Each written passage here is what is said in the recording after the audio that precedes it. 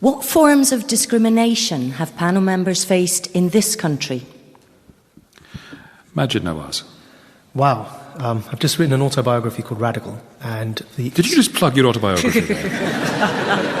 There's a perfectly valid reason for doing so, I can assure you. And that is that the first third of it is a story of growing up in Essex, facing violent discrimination.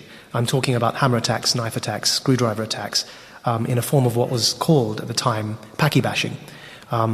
And that was groups of young, angry skinheads riding around in white vans, randomly targeting anyone of colour, and jumping out the back of these vans with machetes and all sorts of things. And I've had to watch many of my friends stabbed before my eyes. And in fact, that was the beginning of my journey towards joining an Islamist organisation at 16.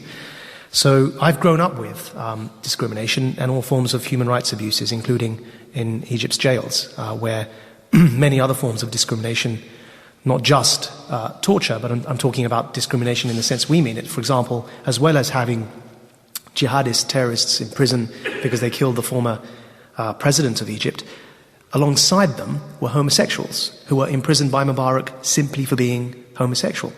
And so he would imprison gay people with terrorists, and he would treat them all as political prisoners. And so it's something which I often wonder. I mean, I've come out the other end, and the only thing I've ever suffered, having gone through all of these various experiences, is a self-inflicted wound on my right hand, where I broke my hand.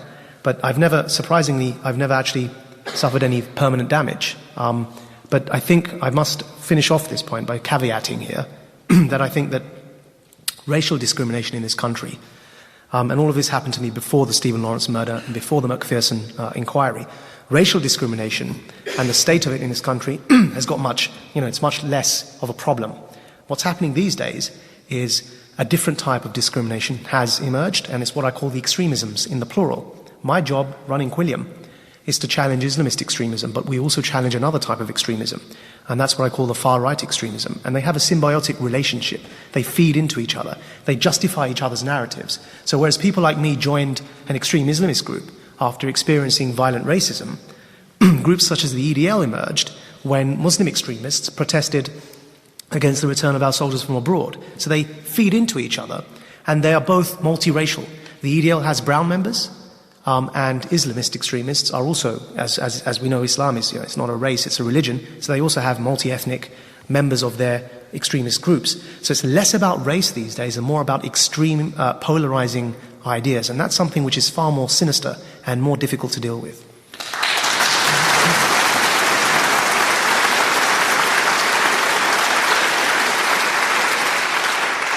Wilfred Emmanuel-Jones, what forms of discrimination have you faced in this country? Anybody of colour will have some time in their life have faced some form of discrimination. Now, for me, the trick is what you do with it. And I'll give you a really interesting example here. When I bought my farm some sort of 12, 15 years ago down in the West Country, I was the first black person that a lot of my neighbours had ever seen. And the only black people they had seen was the sort of black people they saw on television, and so therefore there was a stereotypical view they have of what a black person should be like. Now, it just happened, it was at the time when I was launching my business, my food brand, and I was scratching my head thinking, what am I going to call my brand? You're not going to tell us, are you? I'm not going to say it, but... So, one day it came to me, all of my neighbours used to refer to me as a black farmer, and I just thought, wow, there's an interesting idea. And just to finish off, the beauty about that idea was there was no one else in the area that could nick the name. So to finish the point, it's what you do with that discrimination. You could always turn any situation into a positive. Do you mind if I just dwell a little, because you said that all people of colour will have suffered some kind of discrimination. You've talked about it's important to turn it round. What forms of discrimination have you come across? Well, I think for me, the worst type of discrimination is when people don't actually say anything. You just sense it in their reaction. And one of the thing that's quite surprising for me is that even in this day and age, you see it. I can remember one of the things about being a candidate standing for an election is that you've got to go around knocking on people's doors to try and get their vote. And then to see the shock on their face when they suddenly realize that you're the candidate. And then how you've got to try somehow of sort of help them. In fact, it was picked up on film. I can remember that when I was standing for Chippenham, and I just went up to a gentleman and asked him whether he'd vote for me. And I won't repeat what he said, but he was firmly of the view that he didn't like people of my colour. And, I don't particularly like to dwell on it because there will always be people like that around. And the key thing I think in life is that do not get dragged down by the negatives, because living life takes up so much energy. What you've got to do is that you've got to focus on the positive, because if you do dwell on the negatives, it could really drag you down.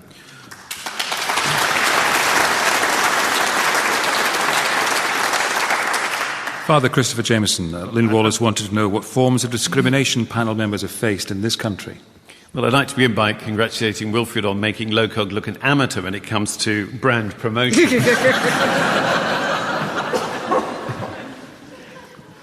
I think what concerns me is there's a kind of new discrimination emerging, which is that we're very keen to have a neutral public square, which is quite right and proper in a secular democracy.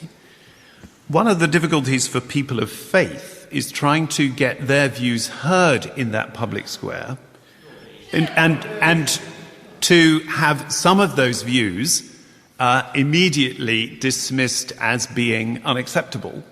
And there is a real tension here because sometimes it can appear that if you believe certain things, then your opinion will be listened to, but often it'll be ridiculed rather quickly. Why do you think in this public square a few people heckled you when you said well, I thought I was intrigued, actually. It sort of slightly proved the point. And I think there is a real dilemma here, because what we're moving from is a situation where many people perceived certain views to be too dominant, often religious, traditional Christian views.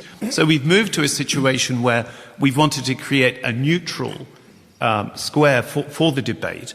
And it's as if then those who used to be considered the guardians of the nation's traditions and morality have now been often removed completely from that square and told, well, your views are just ridiculous. And I think there is often a dilemma here.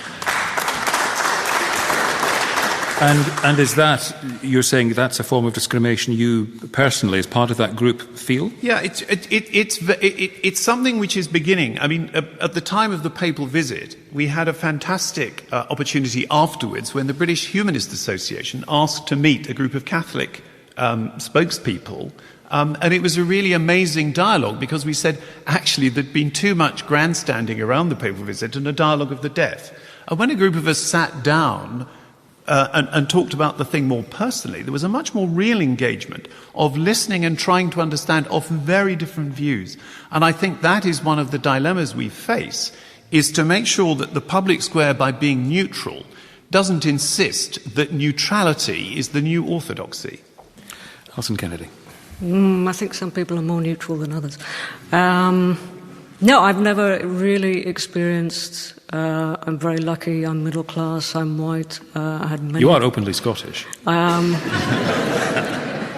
You have to be really quite unreasonable to find that genuinely offensive, and I tend to feel more sorry for you than anything else. No, I mean, sitting on this panel, I have freedom of speech. I have the freedom to occasionally do things for Amnesty International. I've never sat next to somebody who's had the assistance of Amnesty International, because I have the privilege of being able to speak openly and write openly in a democracy, which is very rare in my profession, globally speaking. One of the joys of my life is being able to speak freely and creatively. So it's kind of a personal concern to address that kind of silencing. But personally, within my life, I've never had to suffer it. I've certainly been on tour with groups of people for the British Council, and because I'm a Celt and female, I'll be put in with people who are also a bit fringy or a bit minority. A bit like this panel, eh? Yeah, very like this panel. And you would always know that coming back through border control, anybody who had more than a heavy tan would be stopped. And you would always think, I'm coming back to my native country and I am ashamed of it again. Because all of us are representing Britain and we're coming back from a British Council mission, but only the pink people are being readily accepted. And that just got to be very, very, very, very depressing and old-fashioned and tiring and destructive and not creative and not really what I would want for the best of my country. But no, occasionally people have spoken to my breasts as I've got older, and my breasts have sadly diminished. I haven't even been patronised literally on that level for such a long time. But I would almost welcome it. But I don't think you can say, I truly think if you sit and you do nothing, that is actually a negative act. I think if you happen to be in a position where you have freedom, then you have to work in order to preserve other people's, because that keeps you safe. I think it's not an area where being selfish is actually productive or helpful to you. What did you mean right at the start of your remarks about some people being more neutral than other in response to what Christopher Jamison was saying? I think occasionally there's a confusion of political power and religious power, which I certainly know from having lived in Glasgow for a long time. So you can hide behind, I'm not saying that Christopher is at all, religious faith in order to obviously gain actually political power or to give yourself an immediate block vote. And I think sometimes there's a little bit of old-fashioned thinking in some arenas where people feel that because this or that authority was behind them, that it should be, and they should have a slightly louder voice. And I think that is why there's a backlash. But I get slightly depressed sometimes being stuck in the middle of very good friends of mine who are religious, who are shouting because they have biblical authority, and very good friends of mine who are atheist. And basically got two people shouting and saying that the other party is stupid and kind of being incredibly prejudiced in almost exactly the same directions but using slightly different vocabulary.